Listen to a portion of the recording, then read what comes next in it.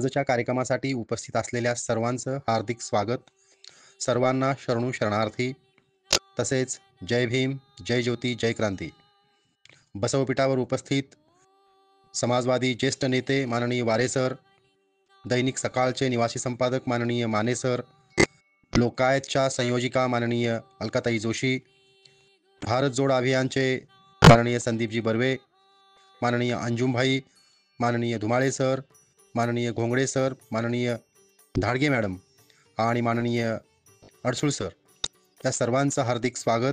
त्याचबरोबर वचन अकॅडमीचे विद्यमान अध्यक्ष माननीय बिचेवार सर, कन्नडच्या पुस्तकाचा मराठी अनुवाद केलेले शिवानंद सर, या सर्वांचं आपल्या उपस्थितांच्या वतीनं पुन्हा एकदा हार्दिक स्वागत.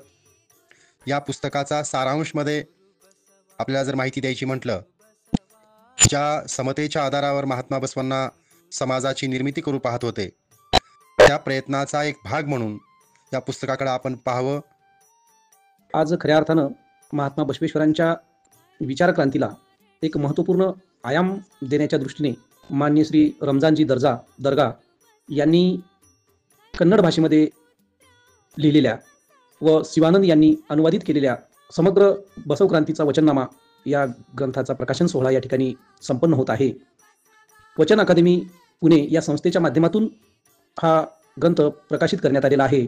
2013ला वचन साहित्याचे संशोधन व प्रचार व प्रसाराचे कार्य करण्याच्या अनुषंगाने डॉक्टर एम कलबुर्गी यांच्या समवेत चर्चा करून माननीय बाळासाहेब पाटील आणि कंजे साहेबांनी वचन अकादमी नावाची एक महत्त्वपूर्ण संस्था महाराष्ट्राच्या भूमीमध्ये या ठिकाणी उभी केली आणि त्या संस्थेच्या अनुषंगानं आतापर्यंत या बसव विचाराच्या एकूणच प्रवाहाला तमाम महाराष्ट्रीयन लोकांपर्यंत घेऊन जाण्याच्या दृष्टिकोनातून वेगवेगळ्या स्वरूपाचे कार्यशाळा, चर्चासत्र, परिषदा, व्याख्यानमाला, साहित्य संमेलने व ग्रंथ प्रकाशनाच्या माध्यमातून सर्वसामान्यांपर्यंत घेऊन जाण्याचं एक महत्त्वाचं काम सुरू झालेलं आहे.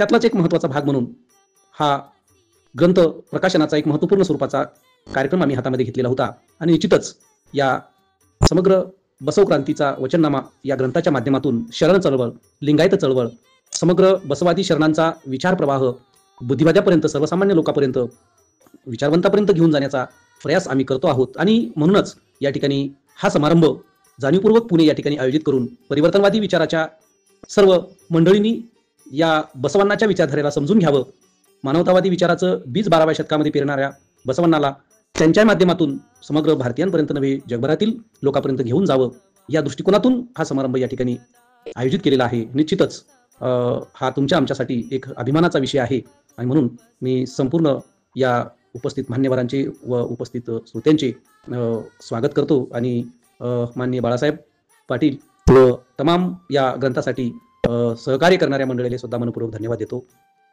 यांचा हा संपूर्ण पट आपल्याला या पुस्तकाच्या निमित्ताने मांडायचा आहे. एका पत्रकाराच्या पुस्तकावर बोलण्याला पत्रकारांना संधी देणं हे सुद्धा माझ्यासाठी एक खूप योगायोग महत्वाचा भाग वाटतो. यातून बसवराजजींना 2 गोष्टी सूचित करायच्या असावेत की तुम्ही पण पत्रकार नुसतं बातम्या नका करू, काहीतरी लिखाण पण करा, असं आम्हालाही त्यांना सुचवायचं असेल आणि त्याचा मी नक्कीच विचार करेन. आणि एक आनंदाने मी आणखी एक आवर्जून सांगावं वाटतं, त्या मध्यवर्ती लोकांच्या सभागृहामध्ये बसवांना चर्चिले जातात, हा खूप महत्वाचा भाग आहे आणि हे या असताना सुद्धा मला या कार्यक्रमाचं औचित्य फार महत्वाचं वाटतं. तथागत गौतम बुद्धांनी राजा मंडूकाच्या निमित्ताने एक पंचसूत्री मांडली होती, ज्याचा सार बसवेश्वरांच्या वचनांमध्ये आणि एकूण समग्र जीवनामध्ये किंवा त्यांच्या अनुभव मंडपातून सुद्धा आपल्याला दिसतोय. तात्पर्य काय की श्रमाला जर प्रतिष्ठा दिला, श्रम करणाऱ्याला प्रतिष्ठा दिला, तर त्या श्रमाने जग जिंकता येतं, जगामध्ये सुजलाम सुफलाम होता येतं आणि भारत जर खरंच महासत्ता व्हायचं असेल तर इथल्या प्रत्येक जाती धर्मातल्या श्रम करणाऱ्या माणसाला सगळ्यात पहिले प्रतिष्ठा दिली पाहिजे, जी होताना दिसत नाही. हे मला या निमित्ताने सांगावं असं वाटतं. मग आता हाच मुद्दा तथागत गौतम बुद्धांच्या सार घेऊन आपण जर बघितलं तर बसवेश्वर काय म्हणतात, कायकवे कैलास. श्रम हेच कैलास आहे, श्रम हीच देवाची पूजा आहे. जे सावतामळे आपल्याकडे म्हणतात, कांदा मुळा भाजी अवघी मिठाई माझी. मगाशी लोकायतांच्या टीमने एक चांगला अभंग सादर केला, जे बागुलांचं हे केलं कविता. तर तुकोबांचा एक अभंग आहे, उच्च नीच काही नेने भगवंती, तिष्ठे भाव भक्ती देखोन्या. सज्जन कसाया विकू लागे मास, मळा साव त्याशी कृपू लागे. चर्म रंगू लागे रोहिदासा संगे, कबीराच्या मागे शेरे. म्हणजे इथे चर्म रंगू लागणं असेल, मांस विकणं असेल, हे सगळं सुद्धा एक श्रम आहे. त्या श्रमाला सुद्धा मोल आहे. हे स्वतः पांडुरंग आपल्या कृतीतून करतोय, हा विचार तुकोबा देत आहे. म्हणजे साम्य लक्षात घ्या.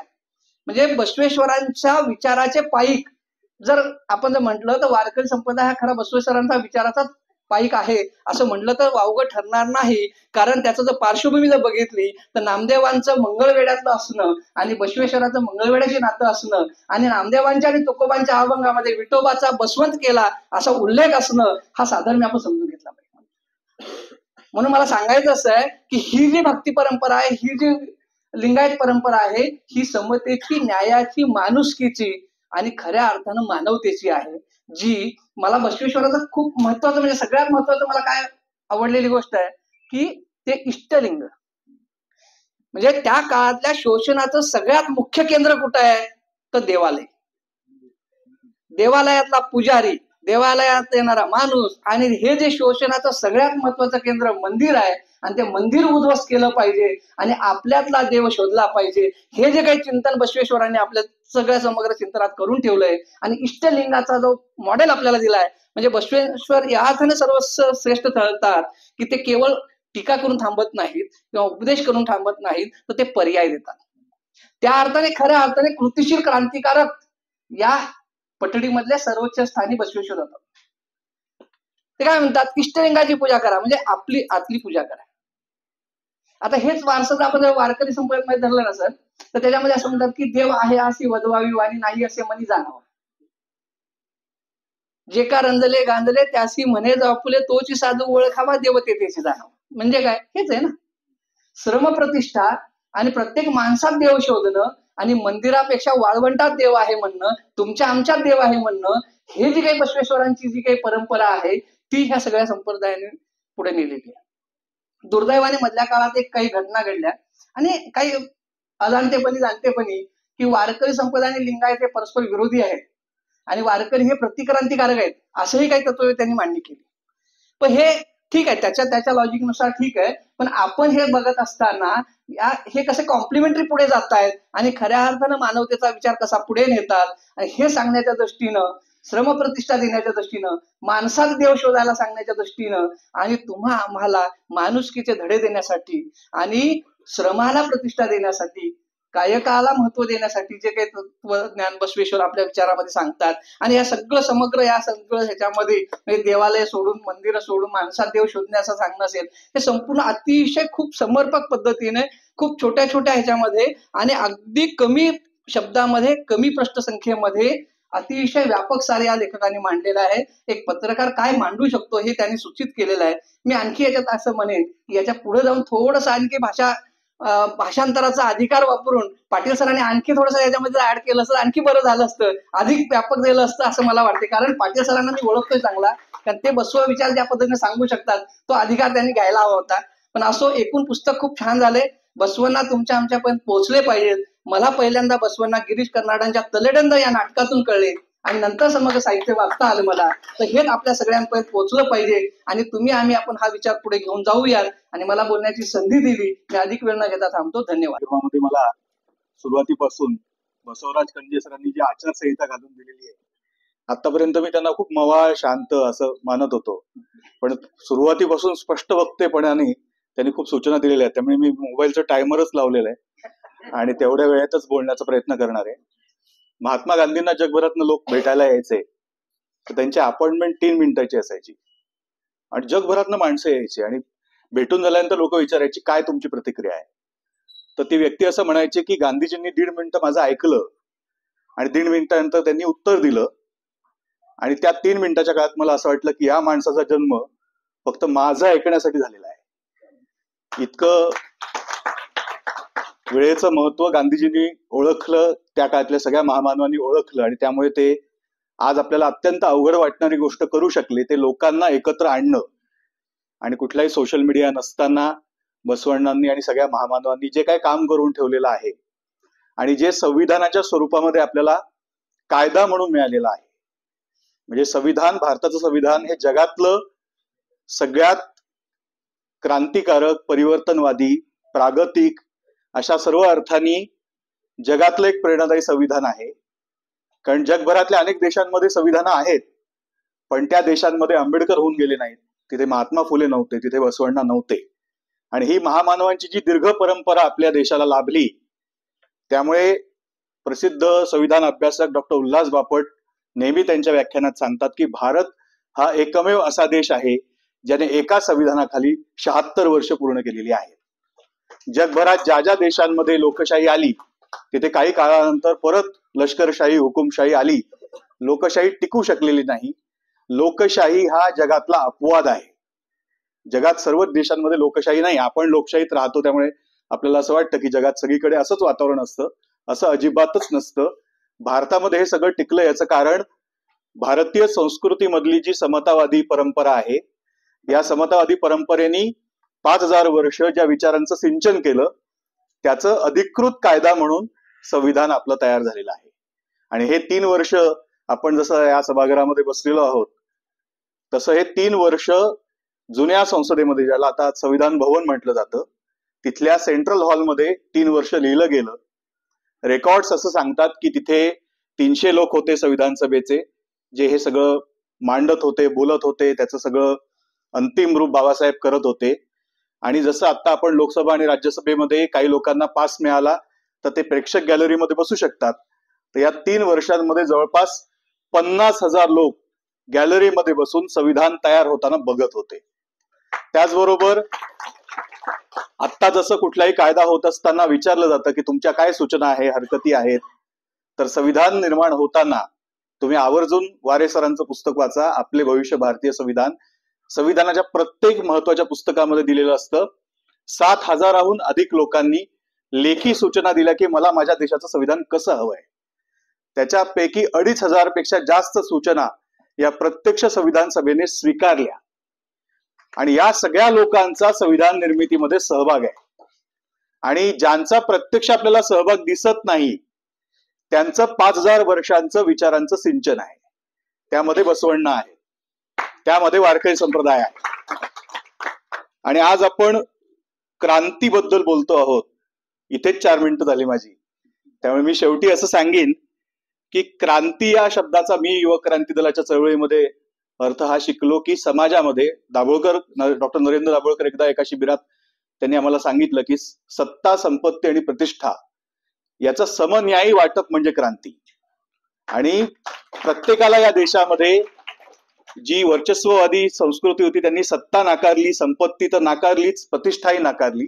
आणि ही सत्ता, संपत्ती, प्रतिष्ठा पहिल्या दिवसापासून देण्याचं काम भारताच्या संविधानाने केलं, जे अमेरिकेत आणि इंग्लंडमध्ये झालं नाही. 150-200 वर्ष लागली त्यांना. इथल्या महिलांना, इथल्या तृतीयपंथीयांना, सर्व लिंगाच्या लोकांना, सर्व धर्माच्या लोकांना मतदानाचा अधिकार भारतामध्ये पहिल्या दिवसापासून मिळाला. तर ही क्रांतीच्या, ज्यांना कोणाला असं वाटतं की या देशामध्ये क्रांती व्हावी, त्यासाठी 2 गोष्टी आवश्यक असतात. एक म्हणजे समाजामध्ये प्रचंड अस्वस्थता असावी लागते की खूपच वाईट घडतंय आणि आता आपल्याला एकत्र येऊन क्रांतिकारक काहीतरी करावं लागेल. त्याला म्हणतात ऑब्जेक्टिव्ह कंडिशन. आणि दुसरी गोष्ट लागते की हे सगळं घडवून आणण्यासाठी लोक आपोआप क्रांतिकारक प्रक्रियेत सहभागी होत नाहीत. क्रांती करण्यासाठी एक संघटना लागते, एक संघटित शक्ती लागते. समाजातला 90% प्रवाह जो आहे तो जगण्याच्या संघर्षात असतो. तुम्ही त्यांना विचारलं काय वाटतं तुम्हाला बिहारमध्ये कोण निवडून येईल, त्यांना त्यांच्या रोजगाराचा प्रश्न असतो, त्यांना त्यांच्या जगण्याचा प्रश्न असतो. त्यांना वारा ज्या दिशेने वाहील त्याचा प्रभाव त्यांच्यावर पडतो. आणि म्हणून ज्यांना कोणाला असं वाटतं की समाजामध्ये बदल घडवावा त्यांनी संघटित प्रयत्न केल्याशिवाय क्रांती घडत नाही. आणि मला असं वाटतं की क्रांती घडण्यासाठी ज्या संघटित शक्ती असाव्या लागतात याचं एक डेमॉन्स्ट्रेशन आज या सभागृहामध्ये मला दिसतं आहे. वचन अकादमी असेल, लोकायत असेल, भारत जोडो अभियान असेल, संविधान प्रचारक लोकचळवळ असेल, SM जोशी सोशलिस्ट फाउंडेशन असतील, या संस्था संघटना ज्या पद्धतीने काम करतायत, हे जर सगळं एकत्र आलं आणि याच्यातनं एक जर समन्वयातनं, संवादातनं शक्ती निर्माण झाली, तर जो माझा शेवटचा मुद्दा आहे की अनेकांना असं वाटतं की आता आपल्याला काही करता येणार नाही, आता सगळंच आपल्या हातातनं निघून गेलंय, काही होऊ शकत नाही. तर आपल्याला काहीच होणार नाही असं वाटणं हा सुद्धा आजच्या प्रचारतंत्राचा एक भाग आहे. तुम्ही तुमची लढाई सोडून द्यावी यासाठी प्रस्थापित व्यवस्था सतत तुम्हाला पंक्चर करण्याचं काम करते. आणि आपल्याला पंक्चर व्हायचं नसेल तर आपल्याला कोण रस्त्यावर आणू शकतं, कोण योग्य ठिकाणी आणू शकतं, त्याचं सगळ्यात महत्वाचं माध्यम ते म्हणजे पुस्तक, ते म्हणजे विचार. आणि ज्यांना कोणाला आजच्या निराशाजनक वाटणाऱ्या परिस्थितीतनं बाहेर यायचं असेल त्यांना मी हे नम्रपणे सांगतो, आपण जर संविधान निर्मितीचा अभ्यास केला, आज ज्या पद्धतीच्या विद्वेषाचा, हिंसेचा, क्रौर्याचा आपण सामना करतो आहोत, त्याहून अधिक क्रौर्याचा, हिंसेचा, विद्वेषाचा सामना करत करत संविधान तयार झालेलं आहे. संविधान ज्या 3 वर्षांमध्ये तयार झालं त्या काळामध्ये देशामध्ये प्रचंड दंगली झालेल्या आहेत, लाखो माणसं मेलेली आहेत, विस्थापन झालेली आहेत, सामूहिक बलात्कार झालेले आहेत आणि लोकांमध्ये एक प्रकारचं विद्वेषाचं विष पसरवण्याचा प्रयत्न 3ही वर्ष झालेली आहेत. पण त्या सगळ्यातनं तावून सलाखून आपलं संविधान तयार झालेलं आहे. त्यामुळे ज्यांना कोणाला असं वाटतं की बदल घडू शकतो का नाही घडू शकत, तर त्यांच्यासाठी भारतीय संस्कृतीतली 5000 वर्षांची जी परंपरा आहे त्यामध्ये क्रांती आणि प्रतिक्रांतीचा एकमेकांशी सामना होतो. क्रांतीचा विजय हा निश्चित होत असतो, मात्र तो आपोआप होत नाही. त्यासाठी संघटित शक्ती निर्माण होणं आवश्यक आहे. आणि त्याचं काम ज्या पद्धतीने वचन अकादमी आणि सगळ्या संस्था करतायत, हे सगळं एकत्र आलं पाहिजे. याच्यातनं एक प्रभावी जन आंदोलन उभं राहिलं पाहिजे आणि इतिहास घडला पाहिजे. यासाठी माझं योगदान एक कार्यकर्ता म्हणून मी या प्रक्रियेमध्ये देण्याचा नक्की प्रयत्न करीन, हे आश्वासन देतो आणि तिथे थांबतो. धन्यवाद. मैं अपने आप को बहुत भाग्यवान समझता हूँ. तो एक बहुत ही ऐतिहासिक पुस्तक, तो इसके लिए मैं कहना चाहूंगा ऐतिहासिक पुस्तक ये रमजान अली दरगाह, एक मुस्लिम साहित्यिक और बसवेश्वर अण्णा पर अपने विचार व्यक्त करते हैं. तो मुझे लगता है कि एक बहुत ही बड़ी बात है हमारे समाज के लिए. और इस पुस्तक प्रकाशन में मुझे यहाँ पर बुलाया गया, मैं आयोजक का दिल से धन्यवाद देता हूँ.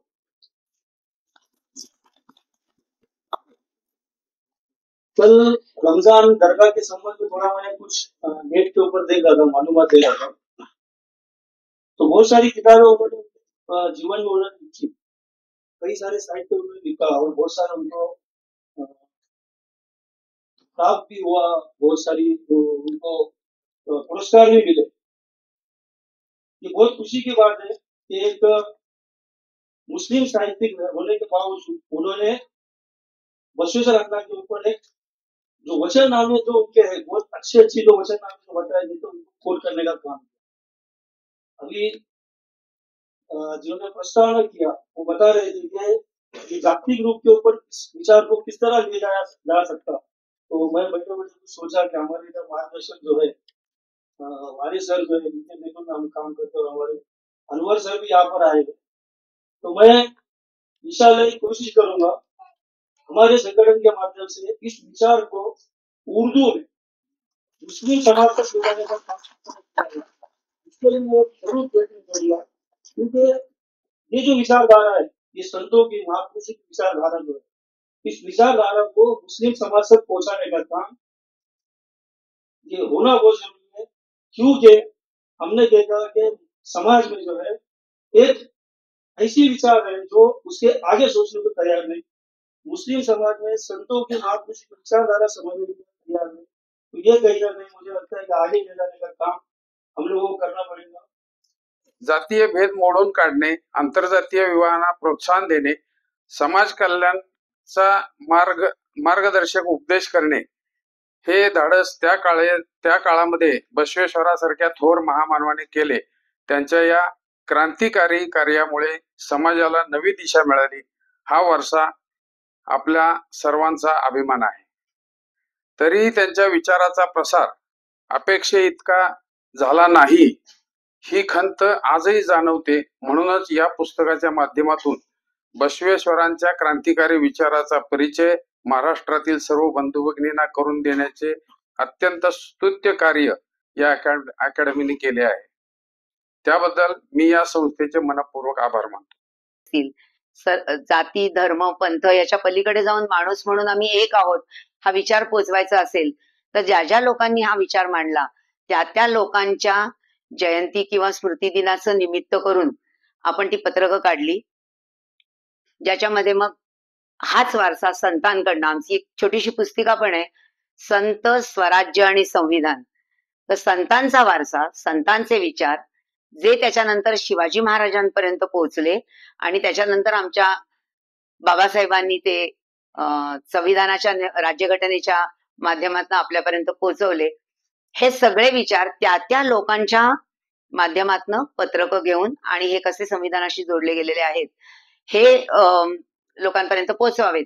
आणि म्हणून मग संत रविदासांची जयंती असेल, कारण आज आम्ही जसं डॉक्टर बाबासाहेब आंबेडकर हे दलितांचे, बाकी दलित सोडून बाकी कोणाचे नाहीत, अण्णाभाऊ साठे हे मांग समाजाचे, अशी एक विभागणी करून टाकली आहे. बसवण्णा लिंगायत समाजाचे, ही विभागणी करून टाकली आम्ही. पण ह्या लोकांनी कधी तसं काम केलं नाही ना. या लोकांनी जे काम केलं ते समाजातल्या सर्व तळागाळातल्या लोकांपर्यंत काम केलं, समाजातल्या प्रत्येक शेवटच्या व्यक्तींपर्यंत. मग ते संत असतील, गांधीजी असतील, डॉक्टर बाबासाहेब आंबेडकर असतील, कारण डॉक्टर बाबासाहेब आंबेडकरांनी जे लिखित स्वरूपात मांडलं ते समाजातला शेवटचा माणूस डोळ्यासमोर ठेवून मांडलं. किंवा गांधीजी जे सांगायचे की तुम्ही जे कृत्य करताय ते समाजात, त्याचा परिणाम समाजातल्या शेवटच्या माणसावरती काय होणार आहे याचा विचार करा आणि मग ते कृत्य करा. हे विचार ज्यांनी मांडले त्यांना आम्ही वेगवेगळ्या लोकांमध्ये विभागून टाकलं. आणि म्हणून मला ह्याची जाणीव होती आम्हाला की ज्या ज्या लोकांच्या जयंत्या किंवा स्मृतिदिन येतील त्या वेळेला त्यांचे विचार सगळ्या लोकांपर्यंत पोहोचले पाहिजेत. आणि त्या व्यतिरिक्त अशी आणखीन एक दुःखद जाणीव होती की ते त्या विचारांच्या लोकांपर्यंतही पोहोचलेले नाहीत. ज्याचे आम्हाला अनुभव आले, मी त्याचे अनुभव व्यक्तिशः नावं घेऊन नमूद नाही करत आहे, पण मग आम्ही संत रविदास जयंतीला पत्र काढलं, त्याच्यामधनं रविदासांचे विचार आणि संविधान जोडलं. बसवण्णांच्या जयंतीला पत्र काढलं एप्रिलमध्ये. या देशामध्ये गेल्या 10 वर्षामध्ये कोट्याधीश अब्जाधीशांची संख्या 10 पटींनी वाढली. पण आमचं संविधान पण सांगतं, बसवण्णांनी पण सांगितलं, जे ज्याच्या गरजेचं असेल ते घ्या आणि उरलेलं सामाजिक कामासाठी वापरा. हे सगळे विचार आम्ही समाजातनं पुसून टाकलेले आहेत, त्यांना देवत्व बहाल केलंय. किंबहुना मी असं म्हणेन की लिंगायत धर्माच्या लोकांनी सुद्धा, काही जणांनी बसवण्णांचे विचार सोडून फक्त लिंगायत धर्म स्वीकारले. लिंगायत धर्म स्वीकारणं म्हणजे काय तर बसवण्णांचे विचार स्वीकारणं ना. ते सोडून लिंगायत धर्माचे म्हणून आम्ही जर असे वावरणार असेल तर आपल्याला कुठपर्यंत जाऊन लोकांचं प्रबोधन करायला लागेल, कुठपर्यंत जाऊन हा प्रवाह नदीसारखा वाहत राहिला पाहिजे, तो लोकांपर्यंत पोहोचला पाहिजे. मग तो अशा कार्यक्रमांमधनं असेल. ह्या पुस्तकाचं खूपच सुंदर आणि सगळे वचननामे त्यांनी थोडक्यात मांडलेले आहेत. फक्त मला जी माझी खंत होती, जी मी त्यांच्याशी पण बोलून दाखवली थोडीशी, आणि जी खरं म्हणजे आपणही करू शकतो, आपण करायला हरकत नाही, थोडीशी भाषा जड आहे, थोडीशी. अजून सोप्या शब्दामध्ये जर आपण ते लोकांपर्यंत पोहोचवू शकलो, कारण ज्यांना खूप जड भाषा वाचायचा कंटाळा येतो अशा लोकांसाठी थोडं सोपं करून सांगू, थोडं कल्चरल माध्यमातून सांगू, गाण्यांमधनं सांगू, अभंगांमधनं सांगू, या सगळ्या प्रकारांनी आपण एकत्रच आहोत, एकच बोलतोय, एकच काम करतोय. आणि म्हणूनच मला असं वाटतं की आमचे जे पिंपरी चिंचवडला कार्यकर्ते काम करतात त्यांची आणि कंजेंची भेट झाली आणि आम्हाला खूप आनंद झाला की आम्ही पुणे शहरात जे काम करत होतो ते पसरलं ना, ते पिंपरी चिंचवड पर्यंत गेलं, ते आणखीन कुठे जाईल. त्यामुळे आपण सगळेजण एकच काम करतोय. बसवण्णांनी 12व्या शतकामध्ये कल्याण क्रांती केलेली आहे आणि तीच क्रांती डॉक्टर बाबासाहेबांनी, मी असं म्हणेन की राज्यघटनेच्या माध्यमातून ती भीमक्रांती म्हणून आपल्या समोर आणलेली आहे. ही कल्याण क्रांती आणि भीमक्रांती जेव्हा एकत्र येईल, जेव्हा ह्या सगळ्या विचारांचा प्रसार होईल, त्यावेळेला आपल्याला अपेक्षित, आपल्या स्वातंत्र्य लढ्यातल्या शहीदांना अपेक्षित असलेला देश आपल्याला डोळ्यासमोर दिसेल. सगळ्या परिवर्तनाच्या चळवळीतल्या माणसांचं हे एकच स्वप्न आहे की स्वातंत्र्य, समता, बंधुता, धर्मनिरपेक्षता, मानवी हक्क या सगळ्या गोष्टी प्रत्येकाला मिळाल्या पाहिजेत आणि ह्या सगळ्यांनी त्या जर मांडलेल्या असतील तर मी बसवेश्वरांच्या विचारांवरती जास्त न बोलता मला ते आजच्या स्वरूपामध्ये ते भले बसवेश्वरांचे विचार असतील किंवा संविधानाचे विचार असतील ते कसे पोचतील याच्याबद्दल आपण एकत्र येऊन पुढे गेलो तर आपल्याला अपेक्षित समाज निर्माण होईल. समग्र बसव क्रांतीचा वचननामा या पुस्तकाचे मूळ लेखक कन्नड लेखक रमजान दर्गा आहेत आणि अनुवाद शिवानंद यांनी केलेला आहे. आज या छोट्याशा का होईना पण अत्यंत महत्वाच्या अशा पुस्तिकेचं प्रकाशन झालं असं मी सुरुवातीला जाहीर करतो. या पुस्तकाचं खरं म्हणजे अगदी 40 पानांचं पुस्तक आहे. 40 पानांचं पुस्तक आहे. एका बैठकीमध्ये हे वाचून होईल असं पुस्तक आहे. पण याला सुद्धा फार कौशल्य लागतं, कारण बसवनांचा विचार अगोदर आत्मसात करून घ्यायचा आहे तुम्हाला. बसवांना समजून घ्यायचे आहेत सगळे आणि ते बसवांना तुम्हाला लोकांना सोप्या भाषेमध्ये समजून सांगायचे आहेत. तर अगदी पुस्तकाच्या ज्याला मुखपृष्ठ म्हणतो त्या मुखपृष्ठाचा जो पृष्ठ आहे 2 नंबरचं पान, त्याच्यामध्ये त्यांनी 13 मुद्द्यांमध्ये या सगळ्या पुस्तकाचं सार सांगितलेलं आहे. म्हणजे वाचकांचं काम अजून सोपं केलेलं आहे. त्याच्यामध्ये अगदी थोडक्यात जे मुद्दे आहेत त्यामध्ये जाती, वर्ण, वर्ग, लिंगभेद विहीन नव समाज निर्माण करणे. आता या एका वाक्यामधून आपल्याला सगळ्यांना लक्षात येऊ शकेल की आपल्याला ही वाटचाल कशी करायची आहे आणि बसवण्णांनी ती वाटचाल कशी केलेली आहे. खूप आनंदाची गोष्ट अशी आहे की या वचन अकादमीच्या निमित्तानं आपण सगळे समविचारी मित्र, समविचारी संघटना, समविचारी संस्था आपण एकत्र आलेले आहोत आणि ही एकीची मूठ जी आहे ना आपली, ही पुढच्या काळामध्ये अधिकाधिक आपल्याला मोठी करत जायचं आहे आणि अधिकाधिक घट्ट आवळत जायचं आहे. या निमित्तानं मला एवढंच बोलायचं होतं. धन्यवाद. विचारपीठाच्या समोरील सर्व मान्यवर, रविवारची सकाळी तुम्ही इथं आलात, पण रविवारची दुपार तुम्हाला इथं घालवावी लागणार नाही असा शब्द कंजेंनी अगदी सुरुवातीला सूत्रसंचालन करतानाच दिला होता आणि त्यांनी त्यांच्या शिस्तीप्रमाणे 1 वाजता कार्यक्रम संपेल असं जाहीर केलेलं आहे. तसा बराच वेळ आहे माझ्याजवळ, पण तरी झाली 4-5 मिनिटं इकडे तिकडे. तर तुम्ही मला रमजान दर्गा यांना खरोखर, ते जरी आता इथं उपस्थित नसले तरी त्यांना खूप मनापासून धन्यवाद द्यायचे. म्हणजे खरोखर या माणसानं इतकं महत्वाचं काम केलंय आणि गंमत म्हणजे की कर्नाटकमध्ये असलं काम केल्यावरती त्यांना पुरस्कार मिळत आहे.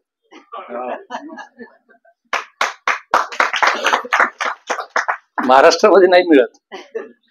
म्हणजे 14 पासून मिळत नाहीत असं नाही म्हणायचं मला, 14च्या आधी बी मिळत नव्हते.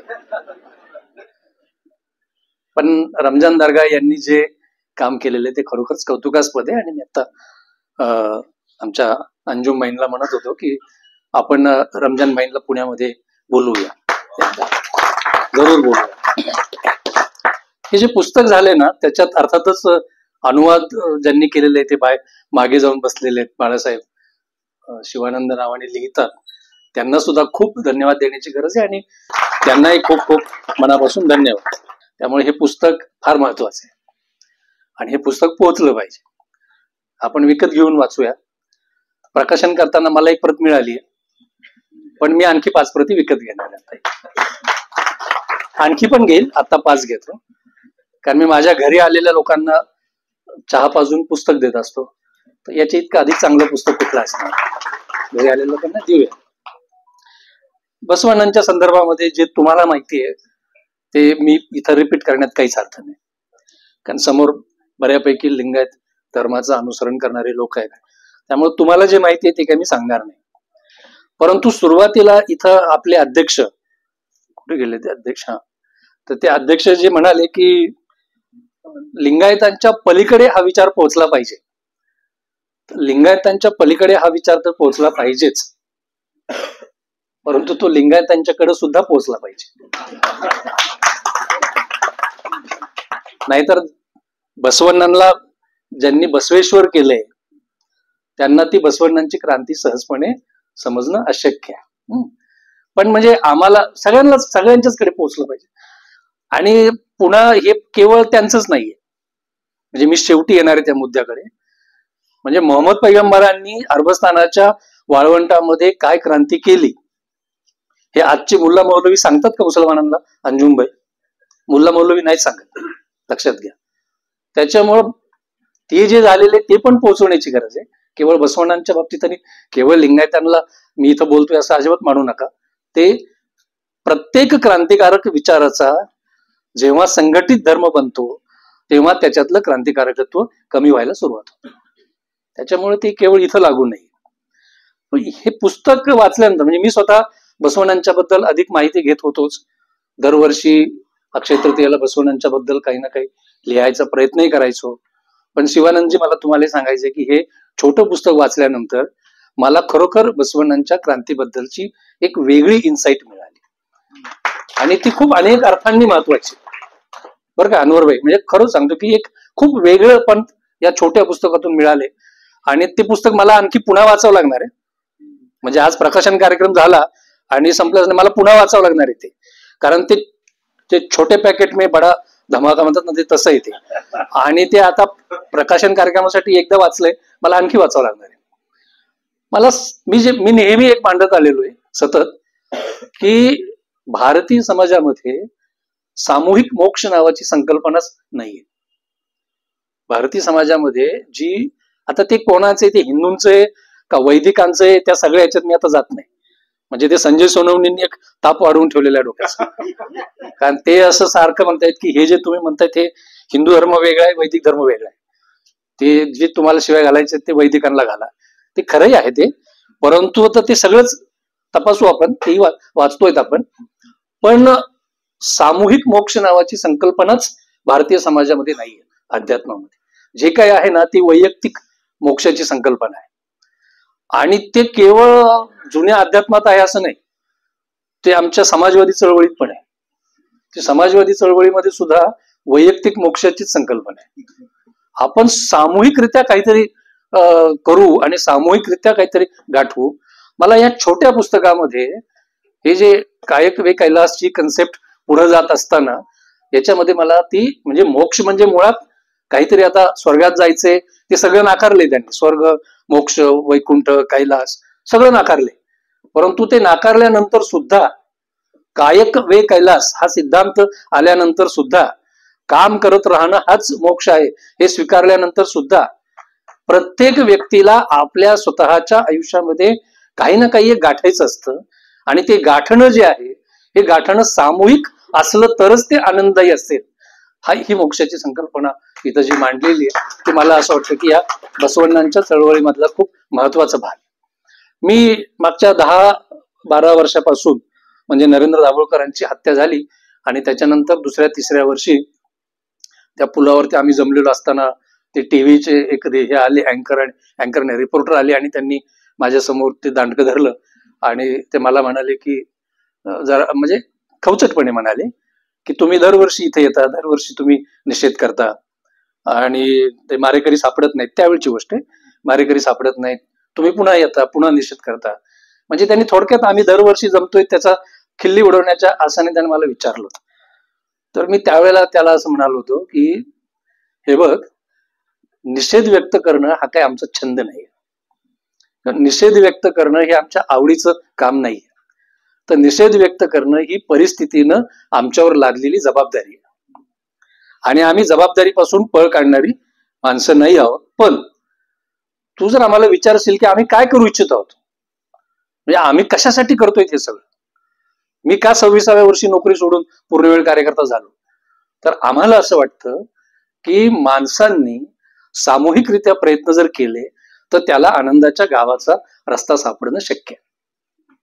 सामूहिकरित्या प्रयत्न, हे मी त्यावेळेला 12 वर्षापूर्वी बोललो होतो की सामूहिकरित्या प्रयत्न केले तर आनंदाच्या गावाचा रस्ता सापडू शकतो. आणि आम्हाला माणसाला सामूहिकरित्या आनंदाच्या गावापर्यंत पोहोचण्यामध्ये जे जे अडथळे वाटतात ते आम्ही दूर करत आहोत, त्याचा आम्ही निषेध करत आहोत. आम्हाला जाती प्रथा सामूहिकरित्या आनंद मिळवण्याच्या प्रक्रियेतला अडथळा वाटतो, म्हणून आम्ही जाती प्रथेच्या विरोधात बोलत आहोत. बसवण्णांनी त्या काळामध्ये म्हणजे 12व्या शतकामध्ये ह्या सगळ्या भूमिका इतक्या स्पष्टपणे, म्हणजे एका बाजूला स्वर्ग मोक्ष ही सगळी संकल्पना नाकारणं असेल, मंदिरं ही कशी शोषणाची आणि लुटीची केंद्र बनलेली आहेत आणि ती लूट कोणाची करतायत, ते इथल्या निर्माणकर्त्याची लूट करतायत. कायक ह्या शब्दाचा अर्थ आपलं आपलं काम असा एवढाच नाहीये, तर कायक ह्या शब्दाचा अर्थ निर्माण करता अशा अर्थाने. तर मंदिरं ही निर्माणकर्त्यांची लूट करतायत, त्या लुटीवरती उभी आहेत आणि त्या लुटीतून पुढे जे काही घडतंय ते चातुर्वर्ण्य व्यवस्थेतल्या वरच्या मुठभरांचं होते. त्याच्यात त्यांनी यज्ञोपवीत घालण्याचा अधिकार असलेले असा उल्लेख केलेला, म्हणजे ज्यांना जानवं घालायचा अधिकार आहे ते. तो फक्त ब्राह्मणांनाच नाही आपल्या व्यवस्थेमध्ये, ब्राह्मण, क्षत्रिय आणि वैश्य जे स्वतःला अतिशय खास क्षत्रिय समजतात महाराष्ट्रातली, ते सुद्धा जानवं घालतात काही जण. त्याच्यामुळे जानवं घालण्याचा अधिकार असलेल्या लोकांच्यासाठी ही लूट चालू आहे आणि म्हणून मंदिरांचा निषेध केलेला आहे. त्याच्यानंतर जवळपास किती, मला वाटतं 500-600 वर्षानंतर प्रबोधनकार ठाकरेंनी ते पुस्तक लिहिले, देवळांचा धर्म आणि धर्माची देवळे, हे 500 त्यांनी लिहिले. अर्थात ते पुस्तक चांगलंच आहे. दुर्दैवाने ते प्रबोधनकारांनी लिहिलं आणि ते कुणीतरी मुंबईमध्ये वाटल्यानंतर उद्धव ठाकरेंच्या सेनेचीच एक बाई आली आणि ती निषेध करत बसली. ते तिला लवकर कळलं, पेडणेकर बाईंनी, त्यांना कळलं नाही ते की आपल्या नेत्याच्या आजोबांनी हे लिहिलेलं आहे. पण इथे देवालयांचा, बसवण्णांनी देवालय ही लुटीची केंद्र बनलेली आहे. त्याच्यामुळं देवालयात जाण्याची गरज नाही. आपलं देह हेच देवालय, आपलं देह हेच देवालय म्हणत असताना सुद्धा त्यांनी पुन्हा तिथं, मला आता ते शब्द सगळे नीट आठवत नाहीत, मला पुन्हा वाचावं लागेल म्हटलं मी तसं, परंतु आपलं देह हेच देवालय म्हणत असताना पुढची जोडणी जी त्याला केलेली आहे या पुस्तकामध्ये, ती जोडणी अशी आहे की तिथून आपल्याला पुन्हा सामूहिकतेकडे जायचंय, वैयक्तिक नाही तर आपल्याला सामूहिकतेकडे जायचंय. तर फार चांगल्या पद्धतीनं पुस्तकामध्ये हे समजावून दिलेलं आहे.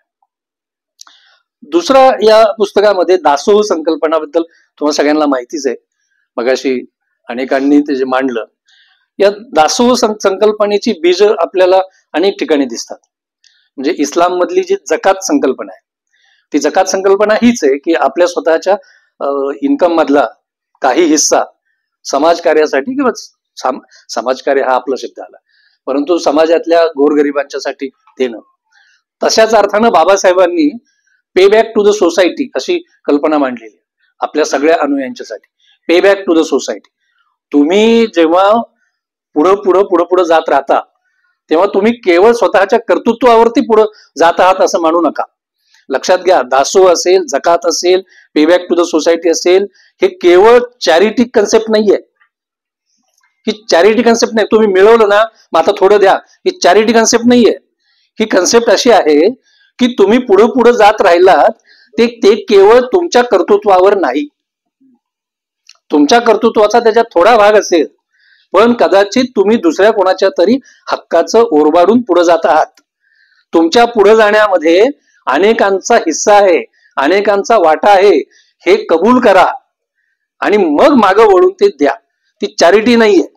तर तुमच्या पुढे जाण्यात तुमचं एकट्याचं कर्तृत्व नाही, समाजाचा हिस्सा आहे, ते मागं द्या. बाबासाहेब पे बॅक टू द सोसायटी म्हणून तेच सांगतात.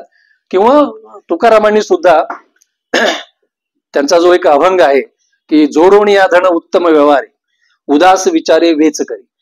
म्हणजे तुकाराम सांगतात की तुम्हाला व्यवहार कळला पाहिजे, तुम्हाला नीट व्यवहार करून तुम्हाला धन गोळा करताही आलं पाहिजे, पण जोडोणी या धन उत्तम व्यवहारे, पुढे मात्र ते म्हणतात की उदास विचारे वेच करी. वेच करी म्हणजे खर्च. तर खर्च करताना तुम्ही उदास विचार असलं पाहिजे. म्हणजे काय, तर खर्च करताना हे माझंच आहे, हे माझंच आहे, हे माझंच आहे, ही भावना असू द्या. तर खर्च करताना मात्र हे सगळ्यांचं आहे, ही भावना असावी. हा तुकारामांचा अभंग आहे. आणि गांधीजींनी जी ट्रस्टीशिपची कल्पना मांडलेली आहे ती पुन्हा त्याच पद्धतीची आहे की जे कमावलंय त्याचे तुम्ही ट्रस्टी आहात, मालक नाही आहात.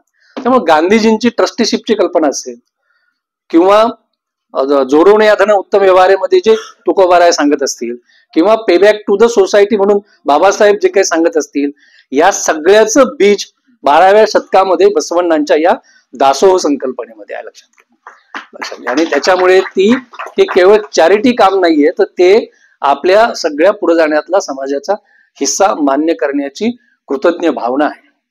आणि म्हणून मग त्या दासोह मधून पुढे शिवनिधीच ना, बरोबर ना, शिवनिधी.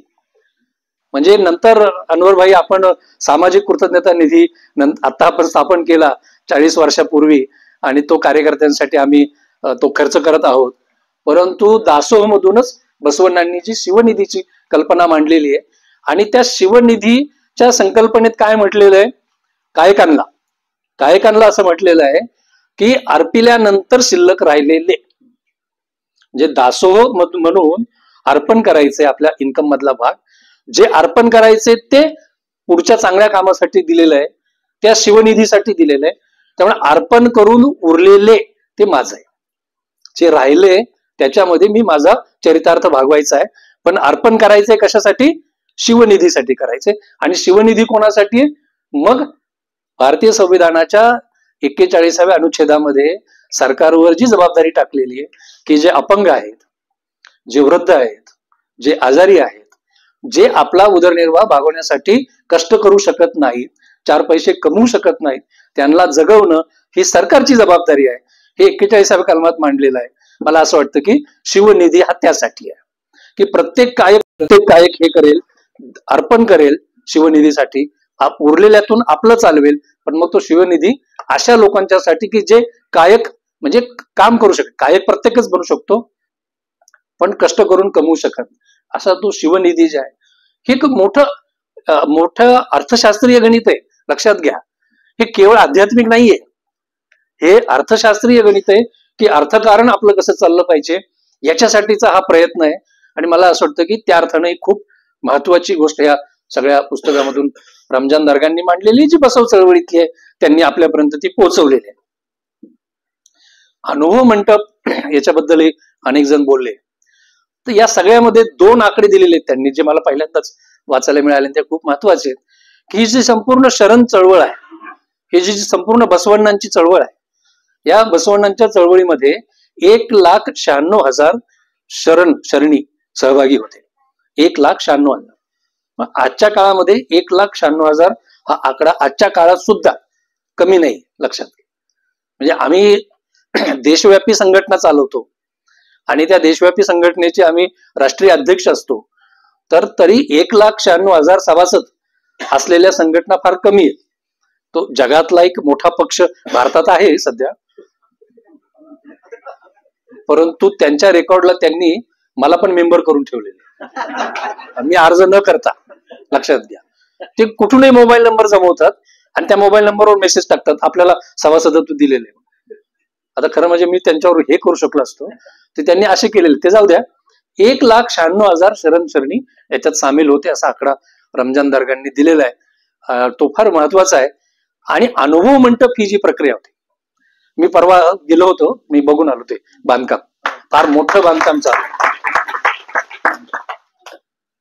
जाता जाता सांगतो मुद्दाम की परवा बाय रोड हैदराबादला गेलो होतो बायको बरोबर, की बसवण्णांच्या पायाशी बसूया. आणि म्हणून मग तिथं गेल्यानंतर ते जसं दयानंद माने म्हणाले तसं तिथं एक फार मोठं अनुभव मंडप बांधकाम सरकारच्या वतीनं सुरू आहे. ते अजून काम सुरू आहे, पण जे काही बघितलं त्याच्यातून ते फार देखणं आणि फार भव्य होईल असंच ते दिसतंय आता तरी. त्यामुळे तेव्हा होईल, अर्थात स्मारक म्हणून हे गरजेचं असतं, त्याचा खरा स्मारक तेव्हाच होईल जेव्हा ती लोकशाही प्रक्रिया पाजरेल. आणि मी त्याबद्दल बोलत होतो की अनुभव मंडप मध्ये 770 लोक सहभागी आहेत अनुभव मंडप मध्ये. त्या अनुभव मंडपाच्या आधारित जी मांडणी या पुस्तकामध्ये आलेली आहे ना, ती मांडणी वैदिक धर्माच्या कॉन्टेक्स्ट मध्ये ही अशी मांडलेली आहे की बसवण्णा हे नेते आहेत ऑफकोर्स, आणि नेता मानावं लागतं बरं का. लोकशाही प्रक्रिया म्हणजे कुणालाच नेता मानायचं नाही, ही लोकशाही प्रक्रिया नाहीये. लोकशाही प्रक्रियेचा अर्थ नाही, त्याच्यावर नंतर कितीतरी बोलेल, पण लोकशाही म्हणजे कोणालाच नेता मानायचं नाही असं नसतं. बसवण्णा नेते आहेत, पण बसवण्णा नेते असले तरी ते असं म्हणतायत की हे जे आहे सगळं वचन किंवा हे अनुभवा असा शब्द आहे, आणि मग ते अनुभवातून, तर ही जी संपूर्ण चळवळीची विचारधारा आहे ही कायकांच्या अनुभवातून अवतरलेली आहे. मग पुन्हा जे प्रस्थापित धर्म अनेक वेळेला जे सांगतात की आमचा धर्मग्रंथ हा अपौरुषेय आहे आणि तो कुणाही पुरुषानं तो लिहिलेला नाही. पुरुषानं म्हणजे मग अनेकांना वाटतं की मग महिलांनी लिहिला असेल. धर्माच्या याच्यात महिलांची खिचगंतीच नाही, त्यांना काउंटच नाहीये, म्हणजे त्यांना काउंटच केलं जात नाही. अपौरुषे म्हणजेच माणसानं लिहिलेले नाहीयेत. तिथे बसवांना सांगतात की ही संपूर्ण विचारधारा जी आहे ही कायकांच्या अनुभवामधून आलेली आहे. ते मी ते वाचून पण दाखवू शकतो, त्यातलं 24व्या पानावरती ते आहे. ही अनुभवातून आलेली आहे आणि मग तो शेतकऱ्याचा अनुभव, चांभाराचा अनुभव, मातंगाचा अनुभव, अशा वेगवेगळी कामं करणारी जी कायक आहेत त्यांच्या अनुभवातून ही जी सगळी वचन चळवळ अस्तित्वात आलेली आहे. हा विचार त्यातून आलेला आहे. केवढा मोठा हे भाग लक्षात घ्या, हे असं म्हणणं सुद्धा. म्हणजे एका बाजूला हे वरतून आलेलं नाहीये आणि दुसऱ्या बाजूला ते कुणा एकाचं नाहीये आणि तिसऱ्या बाजूला ते विद्वानांचं नाहीये. 3 मुद्दे आहेत एका याच्यामध्ये, की ते वरतून आलेलं नाहीये, ते कोणा एकाचं नाहीये आणि ते विद्वानांचं नाहीये. तर ते उपजीविकेसाठी कष्ट करत असणाऱ्या, ज्याला आपण निर्माणकारी समूह म्हणू, नवनिर्माण करणाऱ्या समूहांच्या अनुभवामधून हे सगळं आलेलं आहे. हे फार महत्वाचं आहे. आणि ही जी वचनं आहेत त्याच्यात वाचलं मी आणि ते खरंच असणार, शिवानंदजींनी जे ट्रान्सलेट केलेले ते, की ही वचनं म्हणजे संत चळवळीमध्ये सुद्धा जे अभंग आहेत अनेकांचे, त्याचं एक क्रेडिट आहे. नामदेवांनी 12व्या शतकामध्येच, मला वाटतं ही 12व्या शतकातच ही संत चळवळ जी संघटित केली आणि 18 पगड जातीतल्या संतांना व्यक्त होण्याची प्रेरणा दिली. लिहा, ते पण अनुभवच आहेत सगळे. ज्याचं लोकायतनी जे एक आधी गाणं म्हटलं ते महत्वाचंच आहे. पण वारकरी संतांचे जे अभंग आहेत ना, ते त्यांचे वैयक्तिक आहेत, इंडिव्हिज्युअल आहेत. इथं असं म्हटलं या पुस्तकामध्ये की जे वचन आहे हे 770 ज्या अनुभव मंडपाचे जे सभासद आहेत तिथं त्या एकेका वचनाची चर्चा होत होती आणि त्या चर्चेतून संमत होऊन ते वचन बाहेर आलेले. हे प्रचंड मोठी गोष्ट आहे. म्हणजे हे वचन पुन्हा आहे त्या व्यक्तीच्या नावावर, त्या व्यक्तीच्या नावावर आहे, पण त्याची मान्यता सामूहिक आहे. ती मान्यता सामूहिक सगळ्या चळवळीने दिलेली मान्यता आहे. तर लोकशाही प्रक्रिया म्हणजे केवळ बोलायची संधी असं नाहीये, तर त्या बोलण्याच्या संधीतून सुद्धा की या चळवळीचं स्टेटमेंट म्हणून जे बाहेर जाणार आहे हे स्टेटमेंट सामूहिक असेल, हे वैयक्तिक नसेल. अशा पद्धतीची ही संपूर्ण अनुभव मंडप नावाची चळवळ आहे. आज आपण या देशामध्ये ज्या पद्धतीचा लोकशाहीचा खेळखंडोबा चाललेला बघतोय, ज्या पद्धतीनं या देशातले निवडणूक आयोगांना आधी कायदा करून सुरक्षा दिली जाते निवडणूक आयुक्तांना, त्या निवडणूक आयुक्तांची निवड सुद्धा सत्ता पक्षाच्या बहुमतानंच आपोआप होईल असाही कायदा केला जातो. तो कायदा करताना सर्वोच्च न्यायालयाचे अधिकार काढून घेतले जातात त्या निवडणूक आयुक्तांच्या नियुक्तीमधले, आणि तरी सर्वोच्च न्यायालय त्याच्यावरची सुनवाई सुद्धा लवकर करत नाही.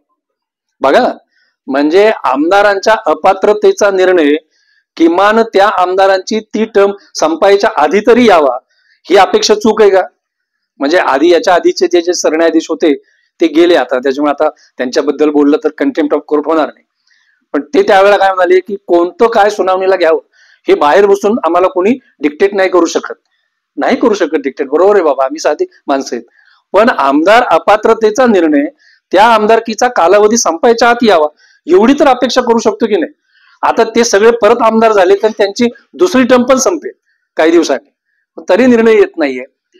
इतके लोकशाहीचे.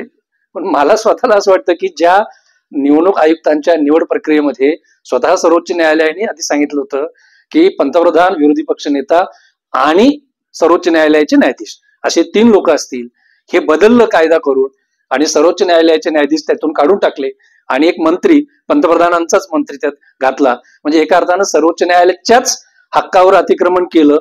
त्याच्याबद्दलची जी क्रिट पिटिशन आहे ती सुद्धा सुनावणीला येत नाही तिथे. म्हणजे तुमचेच अधिकार काढून घेतले, त्याची तरी सुनावणी करा की वेळेमध्ये, असं म्हणायची वेळ आली करा. अशा लोकशाहीचे दिंडवडे होत असण्याच्या काळात ही जी लोकशाही आहे अनुभव मंडपाच्या आधारे, आणि 770 हा आकडा पुन्हा त्या पार्लमेंटमध्ये बसलेल्यांच्या पेक्षा मोठा आहे, त्याच्यापेक्षा जास्त आहे हा आकडा. त्यामुळे हे जे काही आहे हे फार मूलभूत आहे असं मला वाटतं. एका मुद्द्यावरती मी इथं आता माझं मत काही मांडणार नाही, पण म्हणजे मुळात त्या विषयावरती मी पण अजून अभ्यास करतोय. मी स्वतः विज्ञानाचाच विद्यार्थी आहे. मॅटर अँड एनर्जी, वस्तू आणि मन, किंवा वस्तू आणि याच एक मांडणी ह्याच्यात करण्याचा प्रयत्न झालेला आहे. म्हणजे मुळात मी त्या विषयावरती, ज्याला मेटाफिजिक्स असं म्हटलं जातं, मॅटर अँड एनर्जीचं इंटर कन्व्हर्शन जे आहे आपलं शरीर सुद्धा जन्माला येतं त्यानं ना, म्हणजे आपण सगळे या मातीतलेच सगळे अन्नकण घेऊन आपलं शरीर बनलेलं असतं. बाय द वे, समतेचा मुद्दा मांडताना पुन्हा हा मुद्दा आलेलाच आहे या सगळ्या याच्यामध्ये, की सगळे आपण सगळे म्हणजे सगळे म्हणजे नुसती माणसं नव्हे, या जातीची त्या धर्माची माणसं नव्हे, तर सगळे पशु पक्षी झाडं या मातीतले ते कण घेऊनच आलेलो आहोत. त्यामुळे सगळं आपल्यातलं तत्व एकच आहे. परंतु या मुद्द्याला पुढे जोडताना मॅटर अँड एनर्जीचं इंटर कन्व्हर्शन जे आहे, जीव अस्तित्वात येतो म्हणजे त्या सत आणि असत याच्यातल्या कन्व्हर्शन मधून येतो, त्याला ह्याच्यात थोडा हात घातलेला आहे.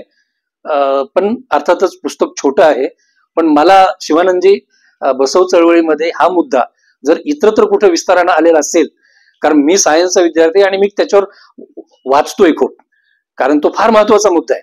त्याच्यातलं जर, आणि ते सहज कोणाला कळण्याजोगे नाही, ज्याला कळेल तो इतिहास घडवेल. त्यामुळे हे बसवण्णांच्या चळवळीत जर याच्याबद्दल काही असेल तर मला वाचायला आवडेल, त्याचा अभ्यास करायला आवडेल. मित्रो, मी समारोपाकडे येतो. मुद्दा असा आहे, मी जे म्हणालो होतो ते, की बसवण्णांच्या आधी या ठिकाणी गौतम बुद्ध येऊन गेले आणि त्यांनी विज्ञाना आधारित धर्म दिला, समता आधारित धर्म दिला, करुणेला प्राधान्य देणारा धर्म दिला. त्याच्यानंतर बसवण्णा आले, ती बसव चळवळीबद्दल मी बोललोच. पुन्हा संत कबीर आले, संत तुकाराम आले. संतांनी फार मूलभूत अशी कर्म हीच भक्ती हा विचार दिला. ईश्वर आणि भक्ताच्या मध्ये मध्यस्थाची गरज नाही हा विचार दिला. अशा सलगपणे अनेक चळवळी येऊन गेलेल्या. येऊन इस्लामच्या सुरुवातीच्या काळात अरबस्तानमध्ये ज्या टोळ्या होत्या आणि त्या टोळ्यांच्या मधून मुलीला पुरण्याच्या प्रथेपासून तर ते तिथे सुद्धा व्यापारी, मक्कीतले व्यापारी ज्या पद्धतीनं कष्टकऱ्यांना लुटत होते, यांचं सुद्धा मोहम्मद पैगंबरांनी सुद्धा अर्थकारण मांडलेले फार मोठं. आणि त्याच्यातून पुढे जे आलेले, मला वाटतं ते हदीस मध्ये आहे, की कामगाराच्या पाठीवरचा घाम वाळण्याच्या आधी त्याला त्याची मजुरी अदा झाली पाहिजे. लक्षात, हे इस्लाम मधलं हे आहे. तर हे जे सगळं आहे, हे अनेक महानुभावांनी हे सगळं दिलं, तरी सुद्धा माणूस पुन्हा पुन्हा पुन्हा पुन्हा वैदिकांच्या चक्रव्यूहात का अडकतो, हा खरा प्रश्न आहे. आणि इथं मी संपवणार आहे. याच्यातलं मला जे काय सांग, की पुन्हा पुन्हा वैदिकांच्या चक्रव्यूहात आपण का अडकतो. परंतु त्या चळवळीचं मोठेपण टिकत का नाही. कोणत्याही क्रांतिकारक विचाराचा, मी जिथं सुरुवात केली होती तिथं आलोय बघा परत, कोणत्याही क्रांतिकारक विचाराचा जेव्हा संघटित धर्म बनतो तेव्हा त्याचं क्रांतिकारक होतो का लोप पावतो. याचं मला कळलेलं एक कारण असं आहे, की माणूस हा मुळात स्खलनशील प्राणी आहे. माणसाला पैशाचा मोह पडतो, माणसाला कीर्तीचा मोह पडतो, माणसाला लैंगिक सुखाचा मोह पडतो. हा जो स्खलनशील प्राणी आहे, या माणसाच्या स्खलनशील प्रवृत्तीला जर अटकाव करायचा असेल तर तो बऱ्याच वेळेला सामूहिक प्रेरणा स्रोतामधून मिळतो. स्वातंत्र्याच्या चळवळीमध्ये काही चांगल्या मूल्यांचा उद्घोष झाला आणि त्या स्वातंत्र्याच्या चळवळीचा प्रभाव जोपर्यंत होता तोपर्यंत भारतामध्ये त्यातली बरीच मूल्य टिकली आणि क्रमशः तो प्रभाव जसा ओसरत गेला, त्याच्यानंतर आज आपण असं बघतोय की त्या स्वातंत्र्याच्या मूल्यांशी घात करणारे आपण सगळे झालेलो आहोत. तर ह्या ज्या सगळ्या चळवळीत ना, बुद्धांची असेल, बसवण्णांची असेल, कबीराची असेल, या माणसाच्या मनातल्या स्खलनशीलतेला अटकाव करणाऱ्या, पायबंद घालणाऱ्या या सगळ्या चळवळी आहेत. आणि आपल्याला ज्यांच्या विरोधात लढायचंय, मग त्यांना तुम्ही वैदिक म्हणा, त्यांना मनोवादी म्हणा, त्यांना काही म्हणा, ते मात्र माणसाच्या मनातल्या स्खलनशील प्रवृत्तीला खतपाणी घालणाऱ्या चळवळी आहेत.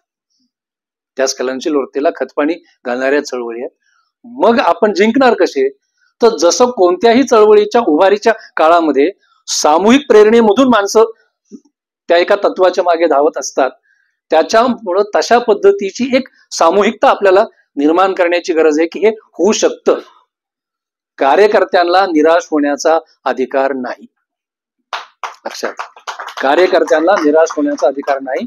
आपण सत्याची बाजू बोलणारे लोक आहोत आणि सत्याची बाजू बोलणाऱ्यांना सोसावं लागलेले, आपल्यालाही सोसावं लागेल. आपले जे पूर्वसुरू होते ते स्वातंत्र्य चळवळीच्या प्रभावाच्या काळात काम करत होते, त्यांचं काम सोपं होतं. आपण असं मानूया की आम्हाला आता शून्यातून सुरुवात करायची आणि त्यामुळे शून्यातून सुरुवात करत असताना आपल्या हातात फक्त एकच असेल की आमचे बसवण्णा जे बोलत होते ही सत्याची बाजू होती, ही सत्याची बाजू होती, ही दयेची, प्रेमाची बाजू होती. आणि म्हणून ते सामूहिक वातावरण प्रेरणा देणार. जी माणसं असतात ना सर्वसाधी, ही त्या वातावरण निर्मितीमधून त्या दिशेने जातात. वातावरण निर्मिती जर आपण हे करू शकतो अशी असेल, वातावरण निर्मिती जर आपण सगळे समान आहोत आणि एकमेकाला समान मानलं पाहिजे ही असेल, वातावरण निर्मिती जर याच्यात जे लिहिलेले ना वरकड आणि ह्याच्यात चंगळवादाच्या विरोधातलं बरं का आहे ते, मी आता तिकडे जात नाही त्या फार तपशिलात, पण चंगळवादाच्या विरोधातले विचारधारा अशी वातावरण निर्मिती असेल तर माणसं मग साधेपणामध्ये साध्या राणीमध्ये रमतात. तर मला स्वतःला असं वाटतं की माणसाच्या स्खलनशील प्रवृत्तीला जर अटकाव करायचा असेल तर आपण सामूहिकरित्या एकमेकाला मदत केली पाहिजे. एकमेकाला मदत करून आपण त्याच्यातून पलीकडे जाऊ शकतो असं वातावरण. आता हे आपण चळवळ निर्माण करणारे लोक आहोत का? नाही आहोत. ठीक आहे ना, आपण मान्य करू ना, आपण साधी माणसं आहोत. पण आपण साधी माणसं असले तरी 100 माणसं तरी आपल्या अवतीभोवती आहेत ना आपल्या प्रभावातली. त्या 100 माणसांच्या मध्ये हे वातावरण आपण निर्माण करू शकतो की नाही, की हे होऊ शकतं आणि साधेपणाने राहून पुढे जाऊ शकतो. कोणी कुठल्याही जातीत जन्माला असो त्याला माणूस म्हणून किंमत देऊन आपण पुढे जाऊ शकतो. हे वातावरण निर्माण केलं तर सामान्य माणसं त्यातून पुढे जाऊ शकतात. ते करण्याची गरज आहे आणि मला असं वाटतं की त्यासाठी हे पुस्तक आपल्याला मदत करेल. अलकाताई म्हणाल्या तसं थोडीशी या पुस्तकाची भाषा ही ह्यांच्यासाठी कार्यकर्त्यांसाठी आहे. परंतु एक काम करूया, जसं तुम्ही SM जोशी सोशलिस्ट फाउंडेशन जे आहे इथून थोड्या अंतरावर, तिथं जर कधी गेला असाल तर तिथं आम्ही संविधान, संपूर्ण भारताचं संविधान सहजपणे समजेल अशा पद्धतीची 25 पोस्टर्स बनवून आम्ही तिथे लावलेले आहेत. मोठी पोस्टर्स आहे की त्या 25 पोस्टर मधून तुम्हाला संविधान सहज समजू शकेल. तर मी असा प्रयत्न करेल की हे पुस्तक 25 पोस्टर्सच्या माध्यमातून सहजपणे समजेल अशा पद्धतीची 25 पोस्टर्स. आणि हे आम्ही आधी तिथं केलेलं आहे, म्हणजे ते महात्मा फुल्यांच्या बाबतीत केलंय, ते पोस्टर्स बनवलेले आहेत, सावित्रीबाईंची बनवलेले आहेत. तर ही बसव चळवळीची 25 पोस्टर्स आपण बनवूया आणि नंतर ती प्रसारित पण करूया. मी शेवटच्या 1 मिनिटामध्ये माझा एक मुद्दा मांडतो आणि थांबतो की इथं इस्लामच्या समतामूलक मूल्यांच्या वरती विश्वास असणारे लोक आहेत, काही पैगंबर आहेत, हे आहेत.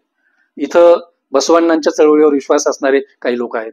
इथं काही वारकरी आहेत की जे संतांच्या समतामूलक याच्यावरती विश्वास ठेवणारे आहेत. आपण बोलताना बोलत राहतो की ही सगळे चळवळीचे असे बिंदू आहेत आणि जे एका धाग्यात हे ओवता येतात. आपण अनेक वेळेला ह्या सगळ्यांचा माझ्याही भाषणात सगळे संदर्भ आले. म्हणजे आपण एका चळवळीचा भाग आहोत हा मेसेज आपल्या बोलण्यातून जातो. परंतु तरी सुद्धा काय होतं की इस्लाम नावाची एक स्वतःची स्वतंत्र अस्मिता आहे आणि त्याची काही चिन्ह आहेत की नमाज पढणं असेल, टोपी घालणं असेल, हज यात्रा करणं असेल. तसंच बसव चळवळीची पण काही चिन्ह आहेत आणि काही कृती आहेत की भस्म लावणं असेल, लिंग धारण करणं असेल, आणखी काही असेल. तसंच वारकरी संप्रदायाची काही चिन्ह आणि कृती आहेत की मांसाहार टाळण्याची असेल, एकदा वारी करण्याची असेल. तर आपण सगळे एका चळवळीचा भाग आहोत असं आपण म्हणतो, पण तरी त्या वागण्याच्या प्रथा परंपरामध्ये आपण जे वेगळे आहोत. मी वेगळं बोलतोय बरं का, म्हणजे हे इतरत्र बोलत नाही, पण कधीतरी आपल्याला एकत्र बसून या सगळ्या समतामूलक चळवळीचं स्वतःच असं काहीतरी चिन्ह आणि स्वतःची एक कृती असं काही करता येईल का की ती जर मी इथं लावली तर मी बसवण्णांनाही मानतोय, मी संत तुकारामांनाही मानतोय, मी संत कबीरांनाही मानतोय. ते संविधान असू शकेल त्याचं, पण संविधान नको, वेगळं काहीतरी आपण हे करूया की आम्ही ह्या सगळ्या चळवळीचे वाहक आहोत, आम्ही ह्या सगळ्यांना मानणारे आहोत. असं काहीतरी करता येईल का की म्हणजे मी बसव चळवळीतला आहेच, पण बसव चळवळीतला असलो तरी ह्या सगळ्या व्यापक याचा पण मी भाग आहे, असं आपल्या कृतीतून आणि चिन्हातून काही जाऊ शकेल का असा विचार केला तर आपली एकजूट आणखी भक्कम होईल. मला बोलवलं आणि तुम्ही माझं ऐकलं. खूप खूप धन्यवाद.